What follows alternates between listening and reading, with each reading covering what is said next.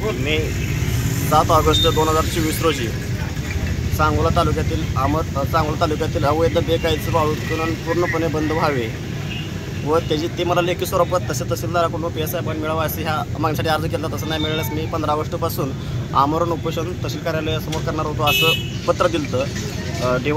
तहसील कार्यालय Sangola, police station Sangola, DYSP Mangalwedha, प्रांत Mangalwedha, police अधीक्षक सोलापूर आणि कलेक्टर साहेब सोलापूर यांना जाऊन बाय हँड प्रत दिली होती आणि त्या अनुषंगाने काही कारवाई न झाल्यानं मी माझं आमरण उपोषण चालू केलं. 15 ऑगस्टपासून 3 दिवस प्रशासनाने काही दखल घेतली नाही. माझी जी मागणी होती, मला लेखी स्वरूपात पाहिजे होतं की आजपासून सांगोला तालुक्यातील अवैध वाळू उपसा हा पूर्णपणे थांबला जावा.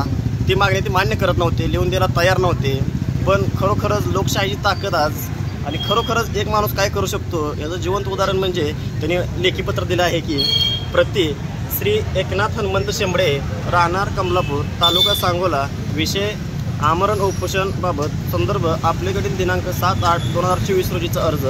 उपरोक्त संदर्भीय विषयास अनुसरून कळवण्यात येते की सांगोला तालुक्यातील बेकायदेशीर वाळू उपसा पूर्णपणे बंद करण्यासाठी संबंधित प्रशासनास अर्ज केले असून नदीपात्रातील अवैध वाळू उपसा होत असल्याने कोणाच्या मदतीने वाळू उपसा चालू आहे याबाबत सखोल चौकशी करून तात्काळ बंद करण्यात यावा. अन्यथा दिनांक 15/8/2024 रोजी आमरण उपोषण करीत असल्याबाबत इकडील कार्यालयात अर्ज केलेला आहे.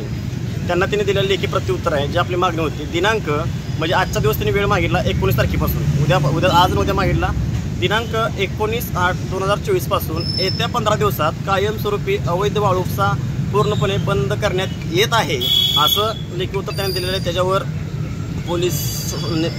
सहा पोलीस निरीक्षक सांगोला पोलीस ठाणे त्यांची सही आहे आणि तहसीलदार साहेब सांगोला यांनी सही करून हे पत्र दिलेलं आहे. आणि त्यांनी पत्र दिल्यामुळं त्यांच्या हातून मी चहा घेऊन माझं आमरण उपोषण मी माघार घेतलेलं आहे.